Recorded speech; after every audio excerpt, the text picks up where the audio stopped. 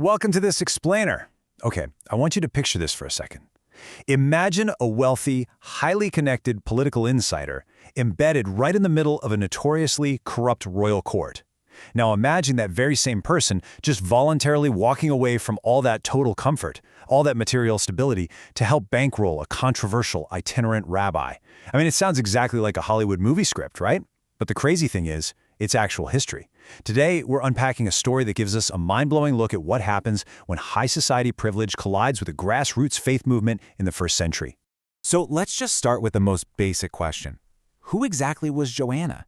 If you read through the New Testament, she's actually pretty easy to miss. She appears super discreetly and is literally only mentioned twice in the Gospel of Luke. Just twice.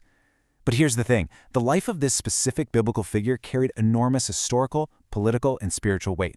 She wasn't just some background extra passing through the story. She was a woman who basically left everything she knew to bridge the massive gap between the absolute upper crust of society and a burgeoning, highly controversial religious movement. We are fundamentally talking about two completely different universes colliding here. On one side, you've got Herod's court.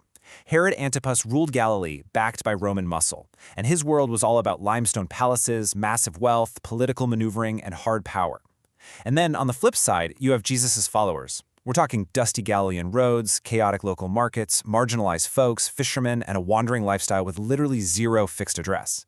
Bouncing between the polished court of Herod and this gritty, grassroots movement? Yeah, that wasn't just a casual weekend hobby. That was a choice with massive social costs and some very real risks attached. To really get a sense of her status, we have to look at this Greek title, epitropos. Joanna's husband, a guy named Chusa, held this exact job for Herod Antipas. Basically, he was Herod's personal administrator or steward, meaning Chusa was the guy managing the ruler's assets and finances. Because of this, Joanna had it made. She had material stability, direct access to power, and a ton of privilege. In the eyes of first-century society, she was a remarkably well-established woman. And honestly, understanding how comfortable her life was makes her decision to step completely out of that safety net so much more incredible. The historical text actually drops a massive clue for us about what happened. In Luke chapter 8, the author explicitly names Joanna right alongside Susanna and a few others. It tells us they had been cured of evil spirits and infirmities. And look, whatever the exact nature of Joanna's healing was, it was so deeply transformative that she completely flipped her life upside down. But the absolute kicker is that last sentence, where it says they were helping to support them out of their own means. Joanna and these other women were literally opening their own checkbooks, so to speak, to fund this mission. Let's think about the real-world logistics for a second. We often picture following Jesus as just sitting on a peaceful hillside listening to teachings, right? But practically speaking, it was a logistical nightmare. You are moving a whole entourage of former tax collectors, political zealots, and fishermen all across the ancient world.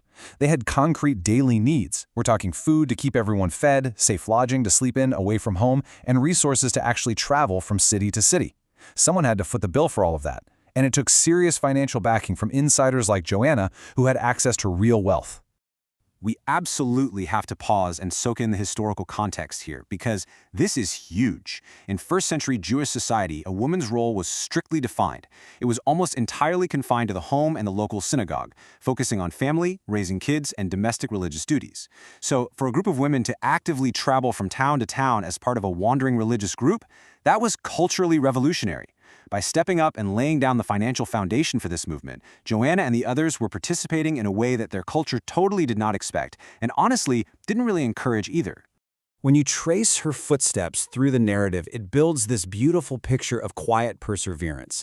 The Gospel of Luke places her at all the most critical junctures. She's there right at the beginning in Galilee, where she's healed and decides to join up. She's there through the grinding middle, faithfully paying the bills and sustaining the group through those long, dusty trips. And incredibly, she is there at the very end, standing at the empty tomb. Joanna wasn't the one out front leading theological debates, and she wasn't the star of any flashy miracle stories. But her constant, silent presence through it all, that carries an enormous amount of historical weight. And that brings us to the climax of the story, at the empty tomb, which we find in Luke chapter 24. It's right after the crucifixion. Everything is completely fallen apart, expectations are shattered, and the male disciples are terrified and hiding. But who takes the initiative? The women. They go to the tomb, find the stone rolled away, and angels tell them he has risen. And check this out. Joanna is explicitly named as one of the specific women who sprinted back to tell the apostles. In a moment of absolute chaos and profound uncertainty, they became the very first messengers of the resurrection. Now, here's a detail I find fascinating.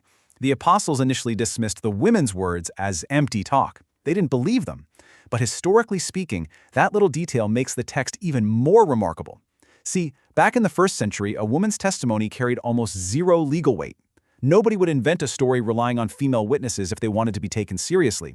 Yet, the gospel accounts rely entirely on these women for the absolute most important news of the Christian faith. The fact that the early church preserved this, putting Joanna front and center, speaks volumes about how Jesus completely shattered cultural norms to give women dignity and a crucial role in his mission. And you know, even the etymology of her name perfectly grounds this whole story. In the biblical world, names weren't just labels. They usually expressed a deep spiritual identity. Joanna comes from the Hebrew name Joanna, which translates to God is gracious or the Lord has granted grace. It's actually the feminine version of John, which, when you think about it, connects her to John the Baptist, a man tragically executed by Herod, the very ruler Joanna's husband worked for. Talk about wild irony. But more than that, God is gracious perfectly sums up her own life. She experienced God's grace concretely through her healing, and she turned that into a lifetime of unwavering loyalty. And the thing to remember is, Joanna wasn't just some weird anomaly. She was actually part of an entire network of foundational women who built early Christianity. You've got Mary Magdalene, the very first witness to the resurrected Jesus. You've got Mary, the mother of Jesus, standing right there at the foot of the cross when almost everyone else fled. And later on, you see women like Phoebe, who Paul calls a protector of many, and Priscilla, who literally taught the great preacher Apollos. These women were not peripheral sidekicks. They hosted the communities, funded the missions, passed down the teachings, and laid the practical groundwork for the whole shebang. There's this famous text from the Apostle Paul in Galatians 3:28 that perfectly captures the radical inclusivity of the community Joanna was helping to build. He writes, "There is neither male nor female, for you are all one." The kingdom of God, which looked like this totally mismatched crew of political zealots, working-class fishermen, and the wealthy wives of royal administrators traveling together, it had zero boundaries when it came to gender or social class. Joanna's story proves that this movement valued and honestly relied on the active leadership and presence of women right from day one. So, what does this all actually mean for us today? I think her legacy really boils down to three huge takeaways. Number one, transcend social boundaries. She had a life of ultimate privilege, but chose her faith even when it cost her that social security. Number two, express faith through generosity. Her belief wasn't just some abstract idea. She put our money where her mouth was to support what she knew was true. And number three, persevere silently. In a world that is completely obsessed with being the main character and getting public applause, Joanna proves there is incredible, world-changing power in simply showing up and being steadfast behind the scenes. As we wrap up this explainer, I really want to leave you with a provocative thought to chew on.